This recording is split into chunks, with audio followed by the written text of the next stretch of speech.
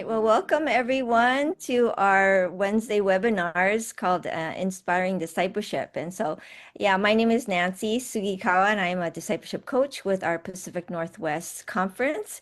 And Don Taloyo is our associate superintendent, who I'm sure you all know. But she and I have been doing these webinars, yeah, since February, I think was our first one. And this is a culmination of some work that I was doing with the conference as a discipleship coach the past 2 years, 2+ years. And as I've been talking to different people, visiting different churches and talking about how discipleship is going, what is working well, what isn't, what are the needs of the church. Part of it is saying we need to do some some equipping, some training, some places for people to share what their learnings are and what's working well in their churches, and to have a place to learn and grow together. And so we've done some in terms of intergenerational discipleship and the work that I do with the developing discipleship pathway and evangelism. And so we're so thrilled today to have our guest speaker, Drew Hyun.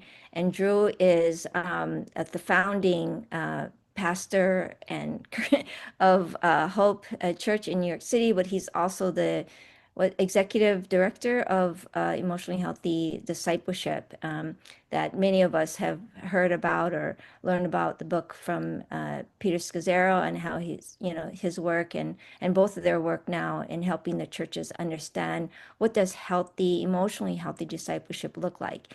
And I picked up the book, I don't know, maybe 6 years ago, maybe more than that, and I think maybe more than that. And so I've been implementing, yeah, maybe like 11 years ago. And I've been reading it. It's been super helpful to me. And I personally brought it to the church I was at that time, led the classes several times. But what was, or many times actually, and brought it here to encounter our church now on Mercer Island. But what was super what shifted for me was it's about discipleship. It isn't just about emotional health per se, although it is, but it's the heart of what real discipleship and transformative discipleship really looks like is our ability now to love well, because we are understand how we are loved well, and it's out of that overflow or that understanding or that practice and living into us as being loved by God, that we are able to love others well. But how do we grow that? How do we learn? How do we as a church embrace that journey? And so that's why we invited you to come and speak to that. And so we're so excited to have him here with us. So, okay, I'll just turn it over to Drew. Thank you so much, Nancy and Don. And what an honor it is to be here with you all as a fellow covenant pastor here in New York City. As Nancy mentioned, I pastor a church here, right here in the heart of Manhattan, and was planted as a covenant church. And yeah, and so it definitely feels like kindred here, being part of this call here, or at least every time I've been able to chat with Nancy and Don. So, yeah, great to meet you guys. I thought I'd actually start by telling you about the process that I got trained as being a church planter. And it's a little bit of an interesting process. And it relates to how the covenant trained me as a church planter, but also just generally, as I've been around and meeting with different church planting kind of organizations, I noticed that they had a particular way of training church planters. Um, and what I would say the formula was, and I hope this sounds somewhat resonant to you. I'm not sure if you'll agree with this because I'll share why, but I call it the Willowback formula. Now, what's Willowback? Well, Willowback is there's Willow Creek, which was an influential megachurch in the Midwest that really pioneered what was called the seeker-sensitive model. And then there's a church called Saddleback, pioneered by Rick Warren down in Southern California. And that church, of course, talked about the purpose-driven church. And in many ways, together, those two churches, Willow Creek and Saddleback, created a real movement around how do you kind of start growing churches. And so a lot of the church planting models were actually based on the Willowback model, which was basically how do you grow as quickly as possible, um, And I remember one of the first books that was given to me by a church planting coach was this book called Breaking the 200 Barrier. Now, some of you maybe you didn't even know that that book existed. Well, that was one of the first books that was given to me. Now, I want you to just think about like that. Those were kind of the things that were emphasized to me. Like, hey, that book that was Breaking the 200 Barrier, it was about how if you don't break the 200 barrier within the first, I forget, like 2 years, 3 years, then the church is going to plateau and eventually decline. Now, I just want you to know I'm the type of person who's actually wired for working hard and trying to do whatever I can strategically to have something grow. But I just want you to know, like that whole Willowback model, which is based on a model of if you build it, they will come. Uh, to quote kind of Field of Dreams, if you build it, they will come. And it's based on this kind of idea that if you have great preaching, great music, great signage, a great social media presence also really helps, great kids experience, and great branding, pretty much like you can draw a crowd. And if you keep doing that, rinse and repeat, then people will join your church. Now, again, I'm not trying to be diminishing of any kind of trainings or because I'm wired that way already. But there's a couple of issues with that, especially with me, as we were hoping to plant here right in the heart of Manhattan. That model was predicated upon this consumeristic approach, which was basically, again, if you can attract people over and against everything else in popular culture, then it will be a better thing. And so, uh, the problem is in a place like Manhattan, um, I don't know if have any of you guys heard of Broadway? Anyone? Anyone heard of Broadway? Or anyone heard of the Metropolitan Opera or Clinton Street Bakery? Maybe some of the best brunch places in the world. So if you can imagine, right? Like there's already this daunting feeling of we already feel underfunded, very little resources, very little human resources, and yet the kind of training that we received is like, listen, what you want to do is you want to make such an attractive space on a Sunday morning where the music is so good and the preaching is so good and you've set up your system so well that if you build it, they will come. Uh, well, the problem is, like, we're kind of competing against some of the best blueberry pancakes in the world and the best music in the world. And so, how in the world are we supposed to compete with that? But not only that, especially again in a place like Manhattan, um, at the time when we were planting a church, there was this church. I don't know, you may have heard of it. It's called Hillsong. Anyone heard of Hillsong before or sang any Hillsong music before? Just a little bit. Hillsong had created maybe the most kind of platonic ideal of a worship environment that there is. They had kind of, at that point, it was at the top of the Christian music industry. There's also a place called Brooklyn Tabernacle, if anyone's heard of the Brooklyn Tabernacle, Grammy Award winning gospel choir. So if you can imagine, like we had there's also some of the best music, Christian music experiences in the world. Not only that, that was kind of when we were planting a church. That was at the height of, there was a fellow by the name of Tim Keller. Anyone heard of Tim Keller, that name? Yeah. Tim Keller, Pete Scazzaro, who was my mentor, um, like arguably some of the best preachers of our generation, A.R. Bernard and others like so, can you imagine then, as a church planter, there's this overwhelming desolation, this feeling of like, oh my goodness, I have to out music Broadway. Uh, Not only that, but I've got to out like worship music Hillsong, and I've got to out preach Tim Keller, and I'm just trying to convince a college kid to like lead worship for $50 a week. Like I, so could you imagine the overwhelming, daunting feeling of what that kind of, you know, model looks like. And yet, so much of the North American, but not only North American, I think it's in the Western church, that model of what church is and what it's about, so much of it is an overemphasized kind of, and without even knowing it, it's based on these measurements of success about how many people can we gather on Sundays, And how do we create the kind of system where people will keep coming back to an attractive show? So the things that we evaluate, the things that we measure, the things that we talk about as a church staff is how do we get more people in the room and how do we keep people coming back into the room? So now listen, as a church planter, it was incredibly overwhelming, especially in a secular post-Christian environment, much like you all in the Pacific Northwest. What do we do? How in the world are we supposed to do this? Well, for us, we kind of came to a place where first there was a very quick realization for me. Number one, we're not going to out Hillsong Hillsong. And number two, I'm not going to out Tim Keller Tim Keller. I will steal his sermons, but I'm not. No, I'm just kidding. But I'm not going to out Tim Keller Tim Keller. So what can we do? Well, what has the church always been about? And so for us, it really came back to to the theme of um, in our essence, are we an attractional environment that's basically glorified event planners? Um, or what are we truly? And for us, it got us back to really the word presence.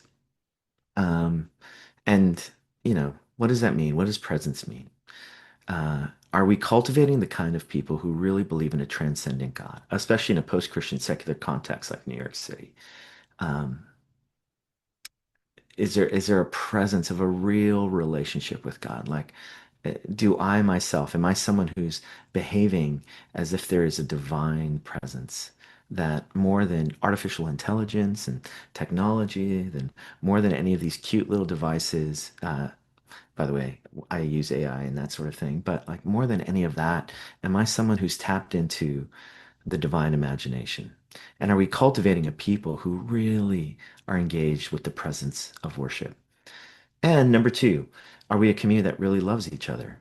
The presence of a real community. Like we really love each other. That as we engage with other people who are outside of our community, is there a sense of like, man, these people, they sacrifice for each other. They're committed to one another.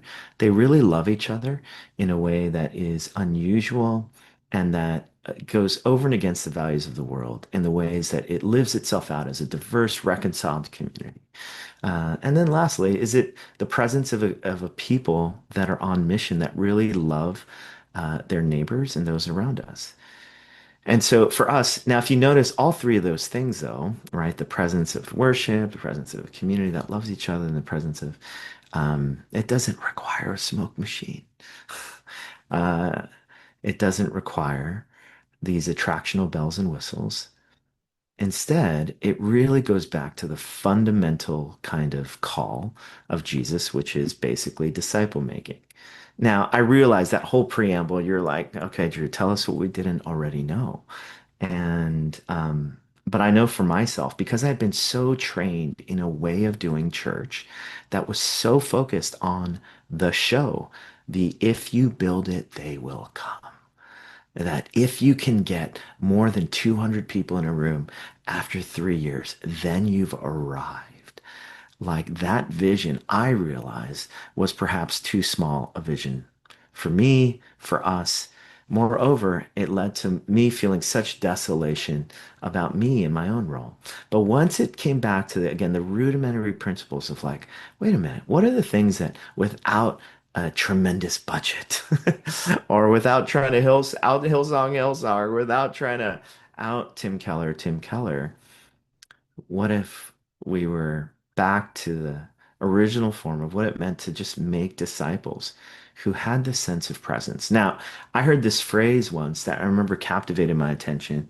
If you make disciples, you'll always get a church. If you plant a church, you might make disciples. I don't know if you've ever heard that before, and perhaps that's been part of this whole discipleship series, right? Is, hey, at our essence, more than just gathering people in a room, what we're trying to do is we're trying to make disciples. And it was this phrase that ended up becoming the animating kind of vehicle for us when it came to church planting. Now, the traditional models of church, like I just mentioned it to you, right? Like it's this attractional model. You meet Jesus, you attend church, then you can fill out a card, and then somehow we get you involved, and then there's impact, you know? And really, for us, we realize, well, what does discipleship look like for us? Now, and this is where I'm saying I'm not against inviting people to attend anything because that's eventually what happens in the ecclesia, right? Not only the people who are called out, but the people who are gathered together, gathered and scattered, as we see in the book of Acts, right? But we meet Jesus and then we attend. And then hopefully what happens is deep change and transformation happens. And that deep change and transformation is what ends up leading to more significant impact. So more than having, for instance, a church gathering of thousands of people, but it only goes just an inch deep. What does it look like for us that no matter the size, what we're deeply committed to is deeply transformed disciples? Why? Because that was Jesus' discipleship strategy. Modern day discipleship, I mean, it looks like this, doesn't it? On the left, it looks like these big kind of get as many people in the crowd, get them to attend, get them to be part of a small group, and then get them to serve. And then somehow, and then we pray that maybe somehow we're making disciples. And then we ask the few of them to go. And yet, Jesus's discipleship strategy was actually investing in the few who would then invest in the few. And then, of course, the math starts mathing and it becomes more multiplicative. Now, what does that look like? Now, I realize as a founding pastor of a church, and even today as a lead pastor of a church, which is planted, we've our church is planted other churches, all sorts of good stuff. At the end of the day, so much of the energy um, that's placed on me tends to be put on what's on the left. Just gather people in the crowd. And yet, time and time again, I have to continue to reshift and think for myself first, and then for the rest of our staff, and for the rest of our church, and for the rest of our leaders. And is how do we do the Jesus discipleship strategy where it's deep investment in the few? Now, this is some of the language that we use when it comes to discipleship at our church. When we talk about how our disciples made, we talk about time, togetherness, and teaching. Um, we also sometimes add a fourth one, tacos. So time, togetherness, teaching, and tacos. But this is any kind of, all this means is it just takes time and relationship.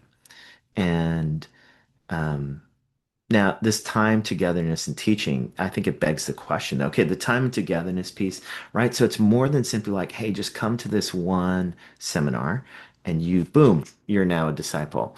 It actually does take time, togetherness, and teaching. Now, it begs the question though, what is the teaching part, right? And you guys have probably been exploring these various different manners of teaching, um, of up, in, out, whatever kind of language you want to use, of worship or the head, or in, the formation or the heart, or out, mission and hands, right? Like various different discipleship kind of pathways.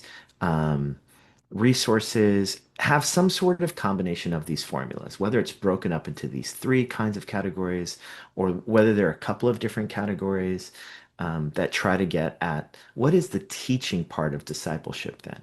And so for us at our church, like again, a disproportionate amount of my time as a lead pastor then.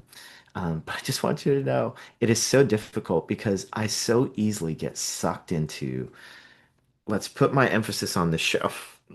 But I have to put, again, my heart and energy into how am I raising up the next generation of followers of Jesus to live out a resilient faith in a post-Christian secular environment like New York City. So here's our discipleship pathway, and I'm going to share this pathway, and yeah, so again, time, togetherness, talking. There's, what's the teaching portion? I'm going to tell you what the teaching portion is. Then I'm going to share with you, though, how there's both when it comes to discipleship. Well, talk to you about that later.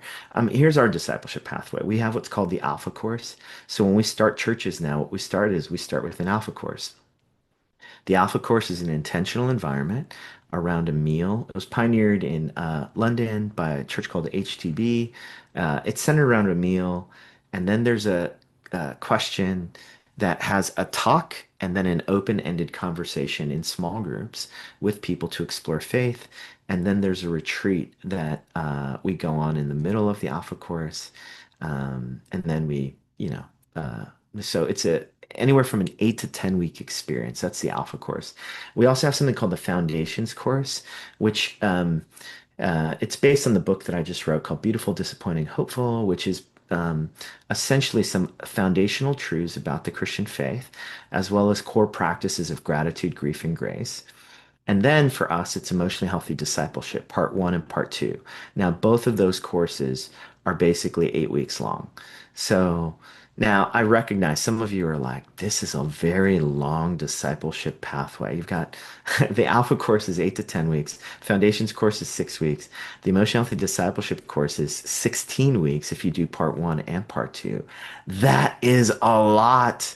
And for us, I know it's a lot. And it's not the only thing that we do, it's just the main things that we do. And I can, are there people in our church who have been through every single course and has perfect attendance and has done all the homework and has done all this stuff at all of our kinds of courses? The answer to that is there's probably like less than five people that have, well, no, there's probably a little bit more than that. Sorry, that was, um, but it is a lot.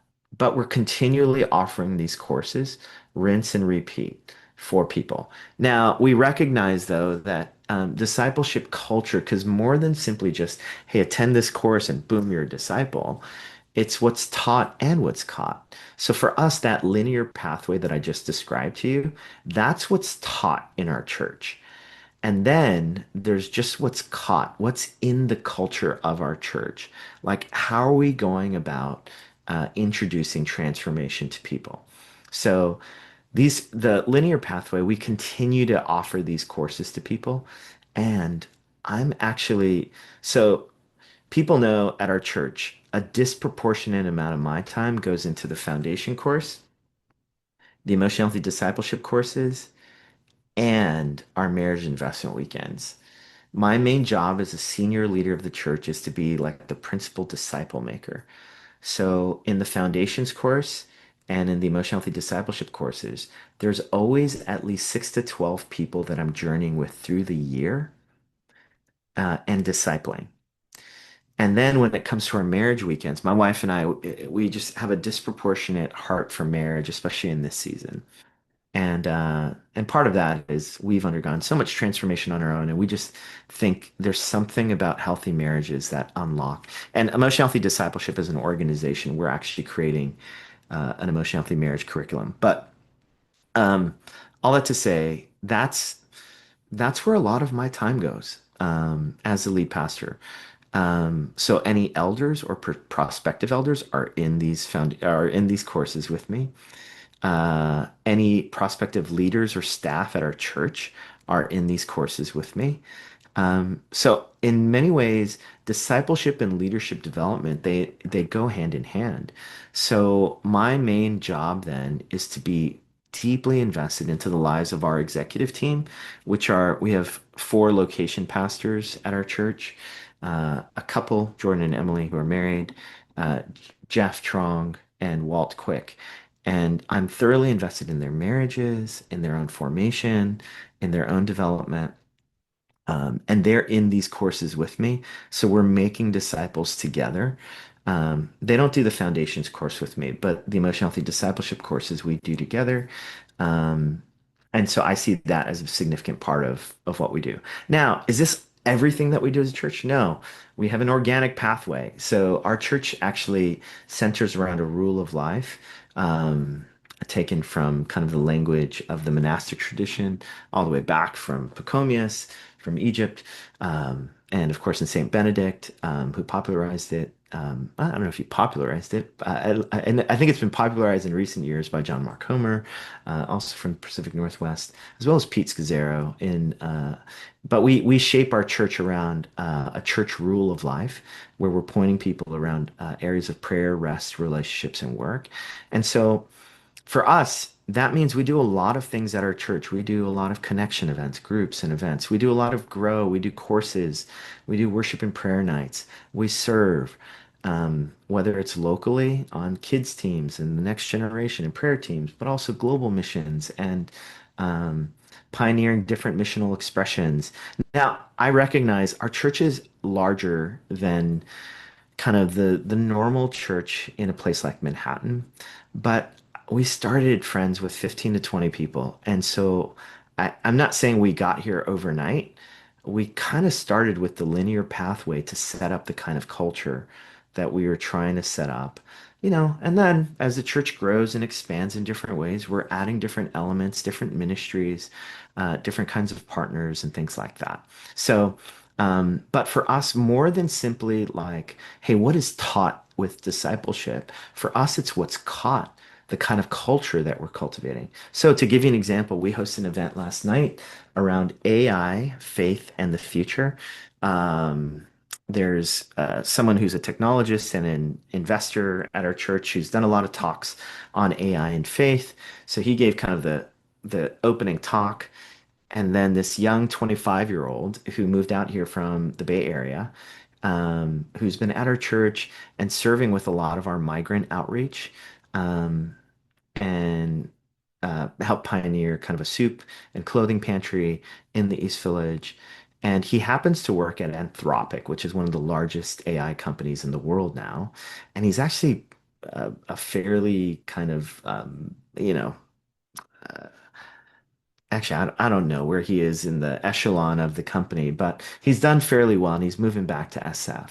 Now, what was so beautiful is in the panel discussion that we're having with this young person, like, he's just sharing about his own discernment and prayer and, how he ended up choosing this profession and he's mixing in. It was such a beautiful time because I was so proud of him. He was sharing about mixing in prayerful discernment and silence and solitude and meeting with the spiritual director on our staff team, but also talking about his own kind of journey of discipleship and breaking free from some of the patterns that have been kind of imposed on him from his family of origin. And so it was just, and he's actually moving back to to SF to work there. And it was like it was a beaut, and we had a prayerful moment to send him off. And during that prayerful moment, a bunch of us gathered around, laid hands on him, and we prayed a blessing as he's being sent out back to SF. And in many ways, that event was it part of our linear pathway? No. But there's a whole lot of stuff related to prayer, rest, relationships, and work that were all highlighted in the culture of what he was sharing. I was on the panel as well, and I ended up not saying much because I'm like, these guys are saying everything that we need or want. Now, here's the thing though, with the thing with emotionally healthy discipleship, at the end of the day, right? Because I've talked about my own disproportionate role as a pastor and as a leader. One of the sayings that we say, though, frequently at Emotional Healthy Discipleship is, as goes the leader, so goes the church. In other words, you cannot give what you do not possess. And much of my own, growing up in an immigrant family, my father going into ministry, but my brothers and I hating his guts, and my mom being the victim of all sorts of violence from my dad, and my brothers and I begging my mom to leave him. And yet he was a pastor who ended up gaining like a pretty significant public profile as a Korean minister. And there was always this dissonance, like, wait a minute, how are you a pastor? Like, and so I wrestled through my own faith. And when I wrestled with my own faith, I realized I finally came to a place where I'm like, Jesus, I believe in you. I want to follow you. So when I went all in college and I started to pursue vocational ministry myself, um, there were these hidden sins that kind of had developed in my own life. Sins of uh, pornography addiction and sins of, um, I just call it lying, not knowing what to do with my emotional emotions. So I would be super passive aggressive with people, and I didn't allow Jesus into areas of my own kind of formation as a follower of Jesus and as a leader. So here I was being so judgmental of my dad, like, oh my gosh, can't believe he's a pastor, never gonna be like him. Uh, turns out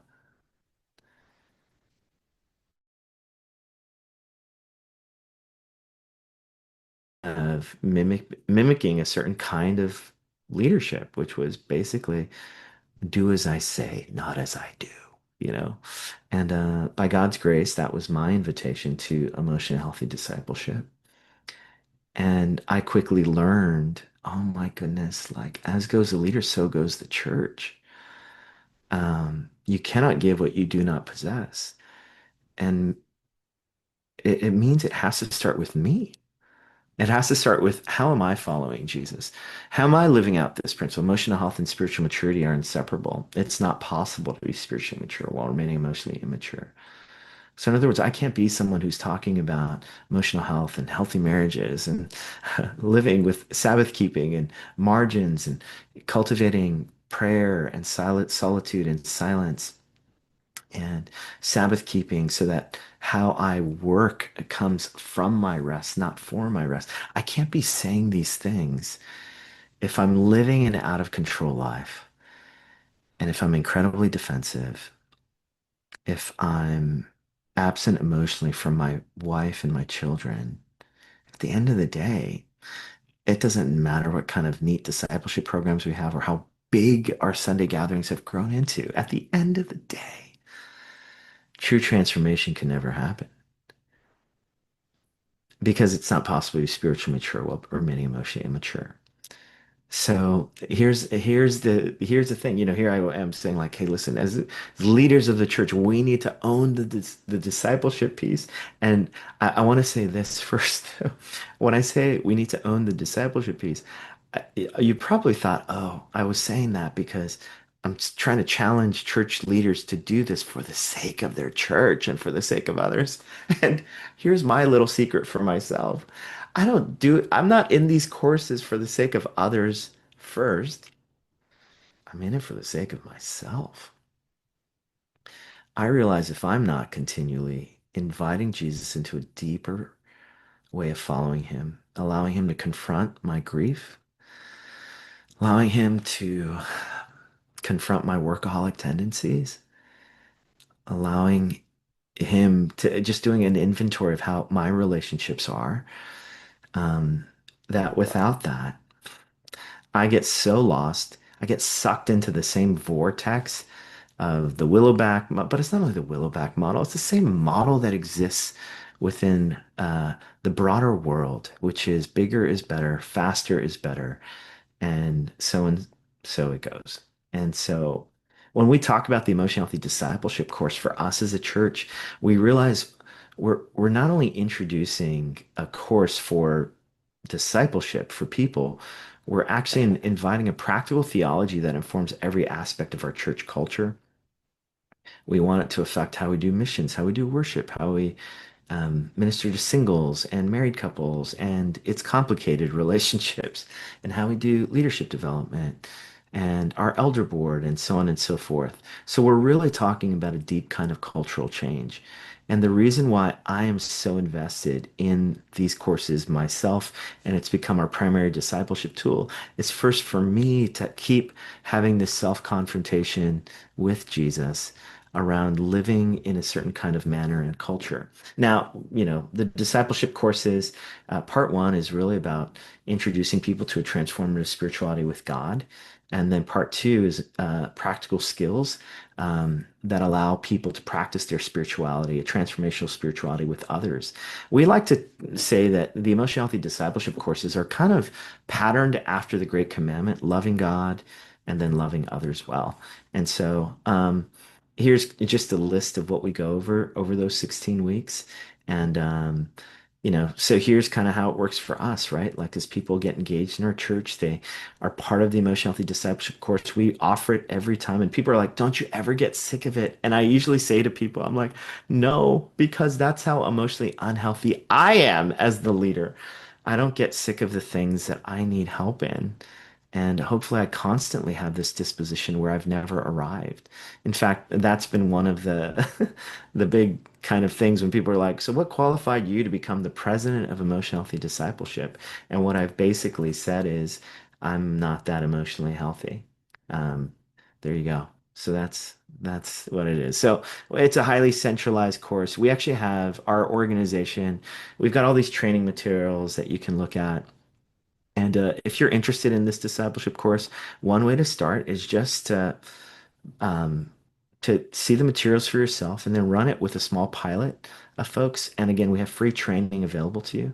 And the second thing, we actually have something called the School of Emotional Healthy Discipleship that we offer every fall and spring. And it's an intensive, each semester is about 30 hours, and you have a trained leader who guides you through the course for your own transformation. And so, it's I lead the school with a number of different pastors and leaders who have been kind of journeying with us. And so anyhow, yeah, so that's some of the information. I'll stop here. Been talking for a long time. Sorry about that, Nancy, if I went a little bit long. But would love to, yeah, just field any questions that you all might have. Be glad to answer really, yeah, anything. So yeah. Hey, Stephanie. Yeah, Stephanie and Tina, my wife, knew each other from back home. So anyhow, good Hi, times. Stephanie. Thank you so Sorry, I have to run. Yeah, no, I've known Tina from childhood. So our Yes. moms went to high school together. So Yay. Yay. yeah, it was good to see you. Good to see you, Stephanie. Bye. Thank you. Continue. Bye, Stephanie. All right, yeah. Any questions for Drew? Thank you so much, Drew, just for sharing all that you did, and yeah, yeah, a lot to think about. Yeah. Oh, Sarah, are you talking or you're muted? Okay. Christian has a question. Yes, Sarah was telling me how to raise my hand. Oh, Oh, Yeah, Drew, I really appreciate all the information you shared. It's really helpful. How do you um go about navigating, I guess, some of the pressures from the people in your church to maybe embrace some of that Willowback model?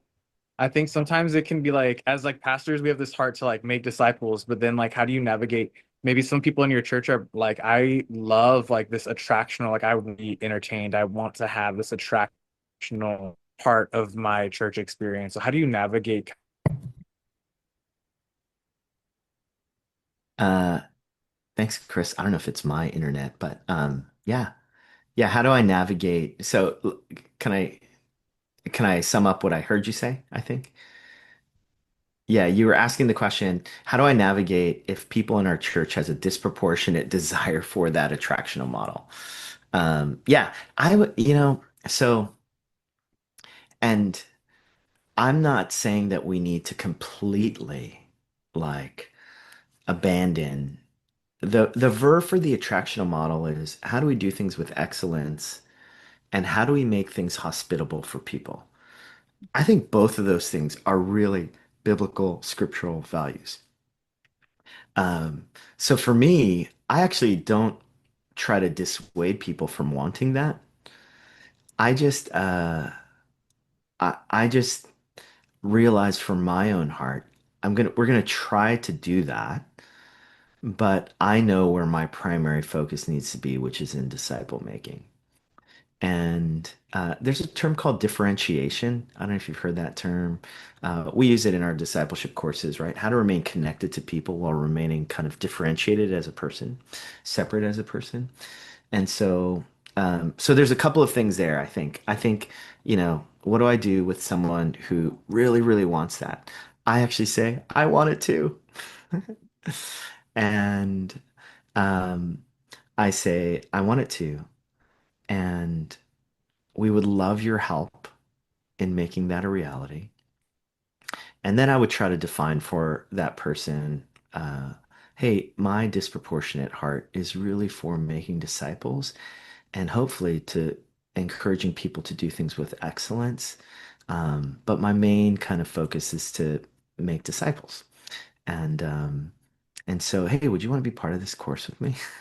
Like that's normally kind of what I would say and do. Um, now, like our church is like, believe me, our and that's where I'm trying to hold together the tensions of both of those realities because I'm not trying to say, hey, let's get rid of this altogether. What I'm saying is, I know that in the heart, as a like, once my values and goals become lost in the abyss of what other people want, and especially what church culture tells me I should want, I realize that's what usually takes me away from disciple making. And I need to do, I need to shift my focus. Wait a minute, let me just get back to disciple making and do the deep transformational work um, above and beyond other things. I don't know if there's actually this thing. Have you guys ever heard of the level five framework from Exponential? Anyone ever heard of that? Do you guys mind if I share that real quick? Um, Sorry, if you wouldn't mind me looking this up. Um, Don and Nancy, is it okay if I share this real quick? I think it's a really helpful framework. I'm sorry, someone's calling me right now too. Um, I'm going to share this, and I think it's really fascinating. Um, it's a really fascinating. Let's see. Okay. I'm just going to share my screen here, and um, y'all can get a sense. Um, so. They have these different levels. Sorry, this is someone's blog that I'm not quite sure where, but like they talk about these different levels of church. So level one is a church that's in decline. Like let's just say it's, the actual numbers are declining. Then there's level two, which are basically plateaued. So you see how it says surviving there? And then there's level three, which is adding. It's growing by addition. And then there's level four, which is reproducing. And then movement thinking gets us to level five, which is multiplying. Now, the thing that they said is that I think 80% of the churches, or something like that, are in level one and two, which kind of makes sense, right? Like when you hear statistics and I imagine in the Pacific Northwest, like those numbers are probably even more stark, right? They're in number one and two. And so most folks are in this season of like, what do we do?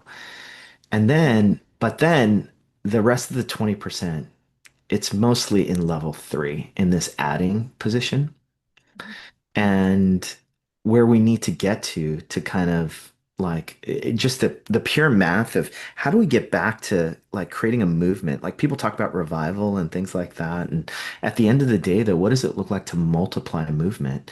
That means we need to go to level four and five. And I mean this is what most denominations are wrestling with, right? Like how do we stop the decline and how do we become reproducing and multiplying movements? Now, one of the fascinating insights from this graph is basically what they notice is that what gets people to level three is Willowback. Mhm. But they said that there's a magnet at level three. In other words, the same thing that gets you to level three is what keeps you from going to level four and five. Now, why is that the case? Because here's what happens. Because again, level three is Willowback. So I get all the best people that I know. And I get all the best people to lead with excellence, the best musicians, the best whatever. And then all of a sudden, we've kind of created this all-star team. But that magnet leads me to want to keep all those same people, not to release them and send them. And so, what's plaguing the North American church is also the same Willowback thing, which gets us in this math thing, leads to this magnet of like, no, we can't give up our best people. We can't train them and send them. We can't give up our best drummer. I don't know, like again, all these different things that I think are real like church conversations that people have. And uh, see, but the impulse of the early church, it was not like, hey, let's keep all the best people to ourselves. It was, no, let's gather and scatter. Let's make disciples and then send them forth. And so, what does it look like for us? Anyhow, I think that's an interesting thing because, Christian, again, that gets back to this attractional thing. And yes, it's a good thing. It gets us to level three. But at the end of the day, is that what church is? Is church basically creating the best kind of show that we can? No. So there's different environments where I'll drop in kind of just these like, oh no, we want to do things excellently. And at the same time, we also want to be multiplying and sending people on mission because that's what the task of the church has always been from the start. So sorry if that was a roundabout way of just answering your question, Chris. I hope that was helpful. But Okay, we have a question here from John. His internet is sketchy, so he said his question is, as churches embrace emotionally healthy discipleship, how can we ensure these principles shape children and teens instead of becoming something adults discover only after years of unhealthy patterns? What practices would you recommend for forming emotionally healthy disciples from childhood? yeah, so thanks for that question, John. Number one, the best thing that we talk about when like people have asked us, do you guys have a parenting course? And we're like, no, not yet.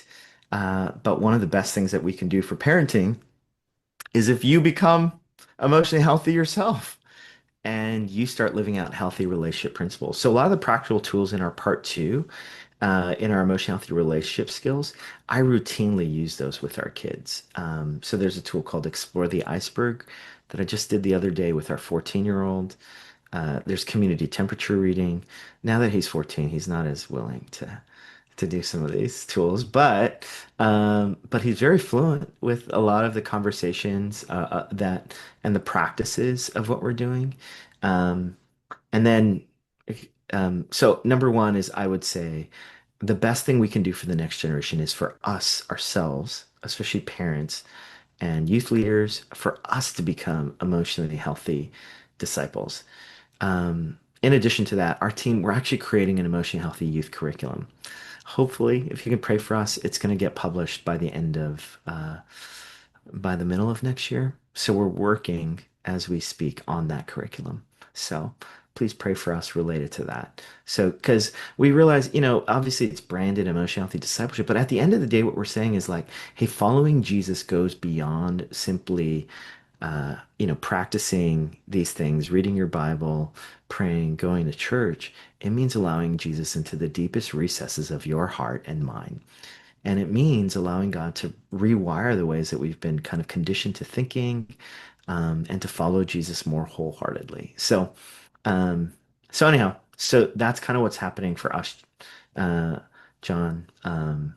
So, yeah, my church is how can we ensure these principles? Yeah, so that's where I would say, and like invest in the parents to take the courses. That's what I would do. And now we're doing that with our marriage stuff. I think I can't wait for our marriage stuff to get released. I think it's some of the best that's out there. And people think that the marriage stuff that we have is the relationships course, but the relationships course is maybe, I don't know, 20% of everything that we have for marriages and around forgiveness and anger and sex and intimacy and communication and all sorts of good stuff. So stay tuned for that as well. But we've just been at our church, my wife and I, my wife Tina and I, that's been our main focus is like, how do we do this? How do we continue to invest? The same way the Scazzeros have invested in us. So yeah, thanks, John. Thank you. Yeah, I have a question. I remember when I one of the first times I heard you, Drew, you said, we don't have the best preaching, we don't have the best worship, but we do discipleship well. And I remember I have not heard anybody else say that in No. 3 or 2+ years. No one had, everyone says we suck at discipleship, but you're the only one who I've heard say that. And so that's what made me want to know you and, kind of learn from you. So, for me, why do you say that? And what are signs that help you say, we're doing well here in discipleship? Yeah, I mean, for me, uh, I think it is our intentionality around people and inviting them to the deeper journey. And so, but again, it starts with me. So if I'm someone who's like, hey, discipleship really matters at our church, but I need 30 hours to prepare great sermons. Um, Sorry, if there's anyone that prepares for 30 hours, no shade. I'm not trying to, uh, but it gets back to a value statement of where disproportionately is my time and energy going. Mhm. Uh, so, and I think I could unequivocally say, and I think our staff would unequivocally say, Drew is laser focused on people and developing people. And that's just been part of our DNA, though. So, and I'm not, um, part of it, church multiplication, one of the reasons why I even had that level 5 framework. Like our church has planted multiple churches. We've sent out a number of people. We're not the largest church in Manhattan. We're not the most well endowed. We're definitely not the coolest. We probably have the worst production of any large church in the city. In fact, a pastor was just visiting from Seoul, and he leads one of the largest English speaking churches in Seoul. And he was like, wow, yeah, your production is really bad. And listen, I wish it was better. Part of me felt there was a little ego hit there. But um I like first I'd say the disproportionate amount of time, energy, and financial resources that go not into the attractional, but into generosity, that go into our discipleship environments, the disproportionate amount of time that I spend with people in discipleship. That's why I felt like I could say that with as much conviction as possible. Mhm. And the fact that the people that I'm discipling, that each one of them they're they're not as high extroverts as I am. So, but they're in those same discipleship environments with me. Mhm. I'm continually bringing alongside apprentices. I'm continually bringing along people who hopefully are. Uh, I may not teach them how to create a great worship experience, but um, hopefully, I'm teaching them how to do genograms with people, and we're now investigating like, oh, hey, what have been some of the patterns? So there's a young man that I meet with every week. Well, whenever we're in town together, he's the one person I meet with every week. Then there's these groups that I meet with, um, and he just has a disproportionate hunger for God. We've been meeting for the last year, and last week we're working through his genogram around patterns of how he's created this like this a bit of a triangle with his mom and his wife, and and then we're like investigating his genogram, and we're talking about that and how important it is for his discipleship to create a oneness in his marriage, and how does he do that in a healthy way, in a differentiated way. Now, I don't know, I just don't know many pastors who are doing that with folks. um I think most of us are probably spending our times like preaching, or I don't know, or I don't know, or and evaluating how did Sunday go. And I just think, gosh, the deeper we can go, the next generation is longing for disciple makers, spiritual fathers and mothers. Mhm. And um, so that's why I could say with conviction, like um, the way that our church is formatted, both culturally, our linear pathway and our cultural pathway, or our organic pathway. I just think we're like, that's what keeps me up at night. Not how many people came to church on Sundays. So, yeah. Mhm. Thank you. I should say this too. Pete Scazzaro, so he's writing a book this fall, or he wrote a book that will be published this fall. And the book is on emotionally healthy success. I think it's it's going to be such an incredibly disruptive book, because one of the questions that kept coming up for us was, so many pastors would say, well, how do you define success then? Because, the denominational forms are how many people attended on Sunday on whatever, November 10th or whatever. And and then how much is the giving? How many baptisms were there? And they tend to be very similar kinds of metrics of success. And this book was actually a look back at not only the historical record of the Christian movement, but also the Jesus way of kind of multiplication. And then we've created these assessments, both a personal assessment for a leader in pastoral ministry, as well as a church assessment for how are we measuring success. Success that not only is measuring how wide is our impact, but really how deep. And so I'm excited for that tool to be introduced in the fall. Mm, Yeah. great. Thank you. Okay. Any other questions? We're almost out of time, but Heather, that's a great comment. That's awesome to hear. Yeah. well, yeah, Heather's comment. Great. All right, I have one last question for you. No Mhm. one else has. Um, and that's I noticed even in Pathway, and I know the earlier Pathway before you wrote your book, which is awesome, by the way, uh, is you had put part one and part two, as part of your pathway. And my question was always, if a person is fairly young in their faith and thinks they're a believer, not quite sure, even the crossover from seeker to believer sometimes is not all that clear. Can they start doing EHS? Because part of it is like, have your time with the Lord, pray, read, be in scripture, and they have never learned how to do that yet necessarily. So how does that work with young believers? Yeah, for us, we're inviting them at any point, at any moment in the pathway.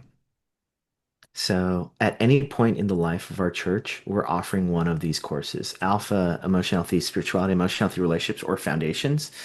And so, at any point in the journey, so right now we have the Foundations course going. So, I lead a group on Thursdays.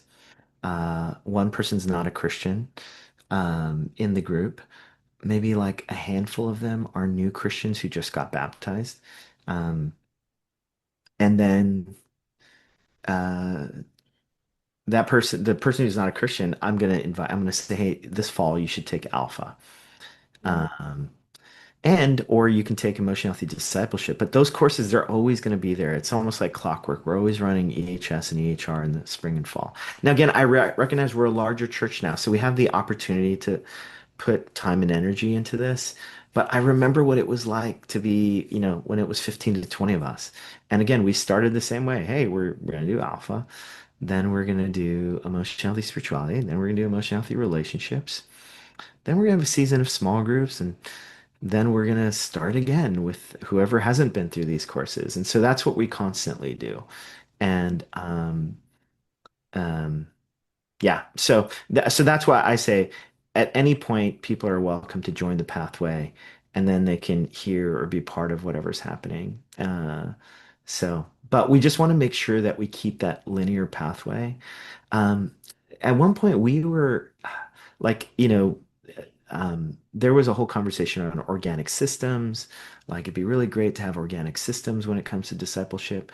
One of the reasons why we ended up just saying we actually need a linear pathway, like a programmatic pathway, was because we discovered that, especially in a place like New York, like, yeah, I can say, hey, organically, I want to spend time with my neighbor. And like, I just want to spend time with my neighbor and get to know them and have them over for dinner. But what I realized was I would say I wanted to do that, but over the course of 6 months, maybe that happens 2 times over 6 months. But if we say, hey, we've got this weekly dinner we have, and then we go away for a weekend, like even if you didn't call that a program, remember it's time and togetherness. Like we've just set up a whole kind of framework for time and togetherness that allows us to get our main goal, which is time and togetherness, done in a meaningful way. So that's why we have that linear pathway. Sorry if I've gone so long, but yes. Thank you. That's great. Thank you so much. We really appreciate all that you shared. As we close our time, I just wanted to, just leave you with some, let's see. Okay, why am I doing this? Um, yeah, again, these are our webinars and this is you can look at, I encourage you to look at the website, Emotionally Healthy Discipleship. If you sign up or, like there is all the leadership stuff. Again, I use it all. There's training there. There's more information that you need. There's coaching available as well if you want to learn more, but you can contact myself as well. So just to let you know, just before you sign off, what's coming up next with these webinars. Again, sometimes they're just meant to begin a conversation, help you think about things, know who to ask if you want more information, and for us to come alongside. But yeah, for emotionally healthy discipleship, he has a whole crew that is available to come alongside of you. So the next couple months, yeah, we're going to do, I'll do the next webinar on healthy discipleship rhythms. And then in September, George Bedlian, who is a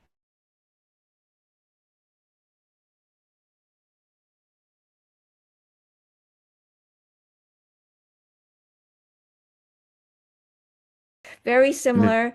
And so it's a great one to look at. And again, this is just our contact information for me and Dawn if you want more information. So this video and yeah, if it's, yeah, all the resources will be posted online as well. So yeah, thank you for being with us today, and really appreciate Drew your time and just being available to us and just sharing your journey and wisdom with us. So thank you so much, everyone.